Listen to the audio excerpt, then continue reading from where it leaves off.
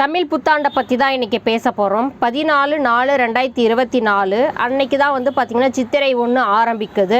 English வருட பிறப்பில் 14ஆம் தேதி 4ஆம் மாதம் 2024 சித்திரை 1 அன்னைக்கு வந்து பார்த்திங்கன்னா நம்ம எந்த மாதிரியெல்லாம் செஞ்சால் நம்ம வாழ்க்கை வந்து பார்த்திங்கன்னா ஏறுமுகத்தில் போக்கும், சாமியை எப்படி கும்பிடணும், அன்னைக்கு என்னென்ன நாள் முழுக்க செய்யணும் அப்படின்றதையும் நான் சொல்கிறேன்.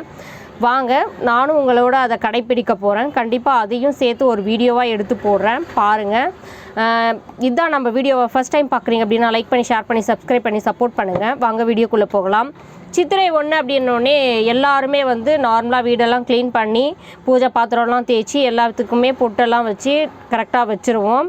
அதுக்கப்புறமா என்ன செய்யணும், என்ன செஞ்சால் நம்ம வாழ்க்கை வந்து மாறும், இப்படியே கஷ்டத்துலேயே ஓடிட்டுருக்கே வாழ்க்கை, என்னைக்கு நம்மளுக்கு ஒரு விடிவு காலம் வரும் அப்படின்னு சொல்லிட்டு எல்லாருமே நினச்சி ஓடிட்டுருக்க இந்த நாட்கள் தான். இந்த மாதிரி பண்ணும்போது கண்டிப்பாக நம்ம வாழ்க்கை மாறும். அதுக்கு என்ன செய்யணும் அப்படின்னா, ஃபஸ்ட்டு ஒரு தாம்பூல தட்டு எடுத்துக்குங்க.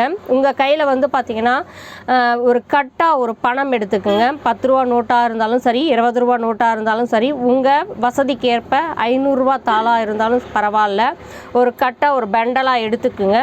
அதுக்கப்புறம் உங்கள் கையில் இருக்கிற நகை காயினாக இருந்தாலும் பரவாயில்ல, இல்லை நீங்கள் போட்டுட்ருக்க கம்பல், வளையல், செயின் எதுவாக இருந்தாலும் பரவாயில்ல, ஒரு தங்க நகையாக வந்து பார்த்திங்கன்னா வச்சுக்கோங்க.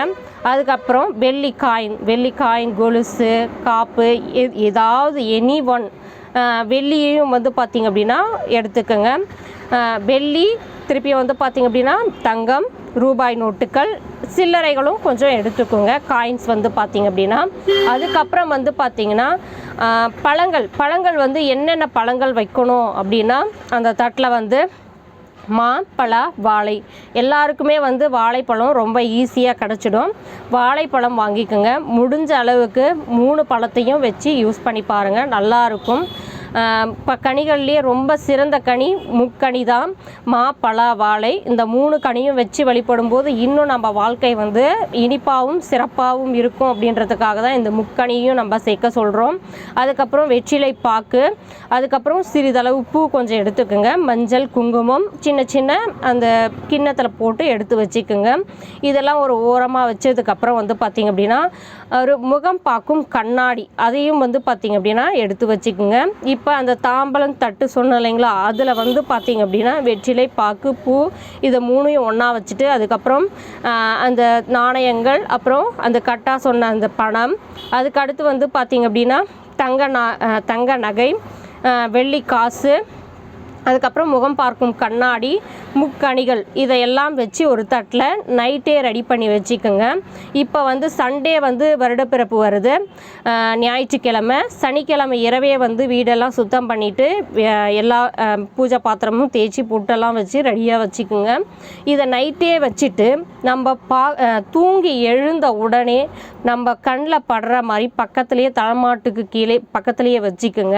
ஏன் அப்படின்னா, நம்ம தூங்கி எழுந்து உங்களுக்கு பிடிக்கும் இஷ்ட சுவாமி அப்படின்னா, ஒருத்தருக்கு முருகர் பிடிக்கும், ஒருத்தருக்கு விநாயகர் பிடிக்கும், ஒருத்தருக்கு துர்கை அம்மன் பிடிக்கும், ஒருத்தருக்கு சிவபெருமான் தான் பிடிக்கும்.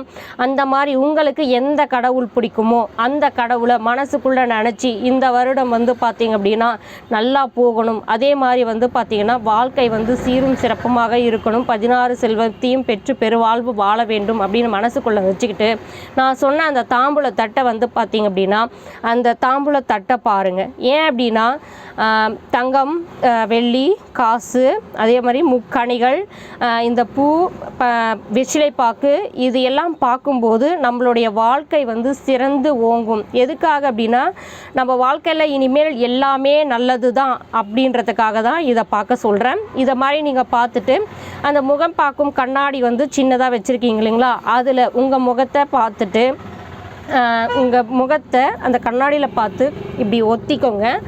ஏன் அப்படின்னா, இதே நாள் போல் எந்நாளும் இருக்க வேண்டும் அப்படின்றதுக்காக தான்.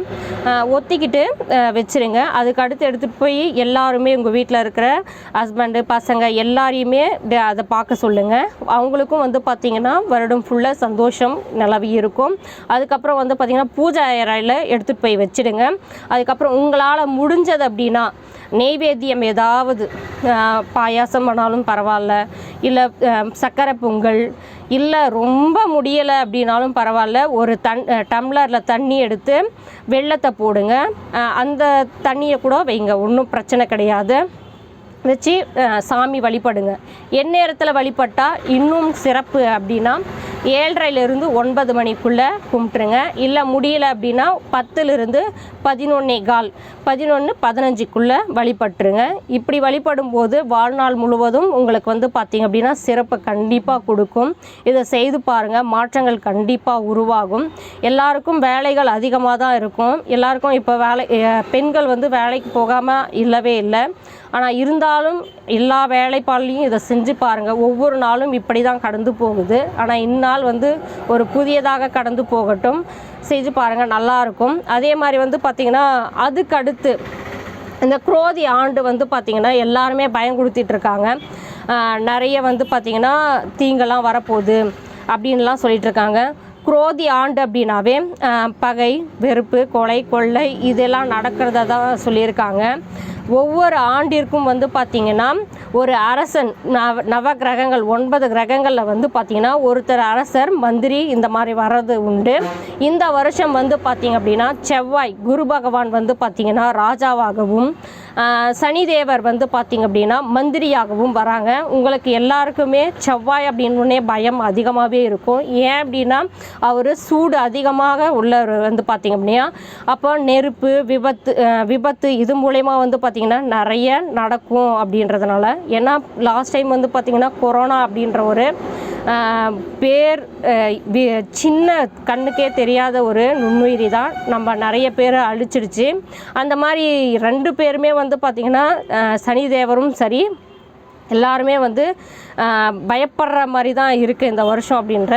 இல்லை, நீங்கள் கடவுள் பக்தியோடு கண்டிப்பாக இதெல்லாம் வழிபட்டிங்கன்னா கண்டிப்பாக உங்கள் வாழ்க்கையில் கண்டிப்பாக மாற்றம் கிடைக்கும். சனிதேவரை வழிபடும் போது வந்து பார்த்திங்க அப்படின்னா ஆஞ்சநேயரை வழிபடுங்க, கண்டிப்பாக உங்களுக்கு வந்து மாற்றம் கிடைக்கும். ஏன் சொல்கிறேன் அப்படின்னா, இப்போ 7.5 ஆண்டு சனி பிடிச்சிருக்காங்க அப்படின்னாலும் பரவாயில்ல, அவங்க வந்து டெய்லி ஆஞ்சநேயரை வழிபட்டிங்கன்னா கண்டிப்பாக உங்களுக்கு மாற்றம் கிடைக்கும். ஏன் அப்படின்னா ஆஞ்சநேயரை வந்து பார்த்திங்க அப்படின்னா ஒவ்வொருத்தருக்கும் வந்து வாழ்நாளில் 7.5 ஆண்டு வந்து பார்த்திங்கன்னா சனிதேவர் வந்து பிடிப்பார், ஒவ்வொரு மனித பிறவைக்கும் வந்து பார்த்திங்கன்னா. அதே மாதிரி தான் ஆஞ்சநேயரை வந்து பார்த்திங்கன்னா சனிதேவர் பிடிக்கிறதுக்காக போகிறாரு. அவங்க கடவுள் அவதாரமாக இருந்ததுனால முதல்லே வந்து பார்த்திங்கன்னா அனுமதி கேட்பாங்க. பயந்து ஓடுறாரு ஆஞ்சநேயர் வந்து பார்த்திங்க அப்படின்னா. அப்படி ஓடும்போது நில்லுங்க, நான் வந்து பார்த்திங்கன்னா உங்களுக்குள்ளே போகிறதுக்கு எனக்கு அனுமதி கொடுங்க அப்படின்னு சொல்லிட்டு சனிதேவர் கேட்குறாங்க. ஆனால் ஆஞ்சநேயர் வந்து பார்த்திங்கன்னா அதை ஒத்துக்கலை. ஏன் அப்படின்னா அவருடைய உடம்புலையே வந்து பார்த்திங்கன்னா ராம நாமம் வந்து பார்த்திங்கன்னா எப்பயுமே உச்சரிச்சுட்டே இருப்பார். அப்படி இருக்கும்போது வந்து பார்த்திங்கன்னா சனிதேவர் உள்ளே வரத்துக்கு அவர் அனுமதிக்கவே இல்லை. ஆனால் கடைசியில் வந்து பார்த்திங்கன்னா அனுமதிக்கிறாரு. அவர் உள்ளே போன உடனே ஃபஸ்ட்டு வந்து பார்த்திங்கன்னா சனிதேவர் எந்தெந்த பகுதியை பிடிப்பார் அப்படின்னு சொன்னால் தலைப்பகுதியில் தான் வந்து பார்த்திங்க அப்படின்னா ஃபஸ்ட்டு வந்து சனிதேவர் பிடிப்பார். ஃபஸ்ட்டு 2 வருஷம். அப்போ அந்த சனிதேவர் பிடிக்கும்போது அதுக்கு அடுத்து வந்து பார்த்திங்க அப்படின்னா மூளையே மழுங்க செய்வாராம். நம்ம என்ன செஞ்சாலும் அது ஒரு தவறாக முடியறதுக்கான இதுதான். இப்போ எக்ஸாம்பிள் வந்து வியாபாரம் தொடங்குறீங்க, வியாபாரம் தொடங்கி வந்து பார்த்திங்கன்னா வியாபாரம் தொடங்கணும்னு நினச்சி தொடங்கிடுவோம், ஆனால் லாஸில் முடியும். அதே மாதிரி கம்பெனியில் ஒர்க் பண்ணிகிட்ருக்கீங்க அப்படின்னா எந்த செயலை செஞ்சாலும் குறை சொல்லிகிட்டே இருப்பாங்க அதிகாரிகள் வந்து பார்த்திங்கன்னா. அந்த மாதிரி தான் ஏதாவது நீங்கள் என்ன செயல் செஞ்சாலும் அது வந்து பார்த்திங்கன்னா கரெக்டாக இல்லாமல் இருக்கிறத தான் வந்து பார்த்திங்கன்னா இந்த சனிதேவர் செய்கிற வேலை. அதுக்கடுத்து வந்து பார்த்திங்கன்னா வயிற்றுப்பகுதியை வந்து பார்த்திங்கன்னா 2 வருஷம் பிடிப்பார். நோய்கள் வந்து நிறைய கொடுக்க ஆரம்பிப்பார். அதுக்கப்புறம் வந்து பார்த்திங்கன்னா மீதி இருக்கிற வருடங்கள் எல்லாமே பாதம் இருக்கு இல்லைங்களா, நம்மளுடைய காலினுடைய பாதம், அந்த இடத்துல தான் அவர் வந்து சஞ்சனம் பண்ணுவாராம். அப்படி பண்ணும்போது நிறைய நோய் பிணி கஷ்டம் எல்லாமே கொடுப்பாராம். அதிலிருந்து தப்பிக்கணும்னா கண்டிப்பாக ஆஞ்சநேயரை வழிபடுங்க, கண்டிப்பாக உங்களுக்கு மாற்றம் உண்டாகும். அந்த ஸ்டோரியை தான் நான் சொல்லிட்டு இருக்கேன். அப்படி இதனும் போது வந்து பார்த்திங்கன்னா சனிதேவர் வந்து என்ன பண்ணுறாரு, ஆஞ்சநேயர் தலையில் ஏறி உட்காந்துக்கிறாரு. ஆஞ்சநேயருக்கு வந்து பார்த்திங்கன்னா இப்போ நம்மளுக்கு தலைவலி வந்தது அப்படின்னா தைலம் தூசி காப்பி குடித்தா சரியாக போயிடும் அப்படின்னு நினைப்போம். ஆனால் ஆஞ்சநேயருக்கு வந்து பார்த்திங்கன்னா ஒரு மலையை எடுத்து, மலை இல்லை பாறை ரொம்ப வெயிட்டாக இருக்கிற பொருளை எடுத்து தலை மேலே வச்சுக்கிட்டா அவருக்கு வந்து தலைபாரம் குறையும் அப்படின்னு சொல்லிட்டு அவருக்கு ஒரு ஐதீகம். அந்த மாதிரி என்ன பண்ணுறாரு, ஒரு பெரிய பாறை எடுத்து தலை மேலே வைக்கிறாரு. கணம் தாங்க முடியாமல் சனிதேவர் வந்து ரொம்ப துடிக்கிறாரு.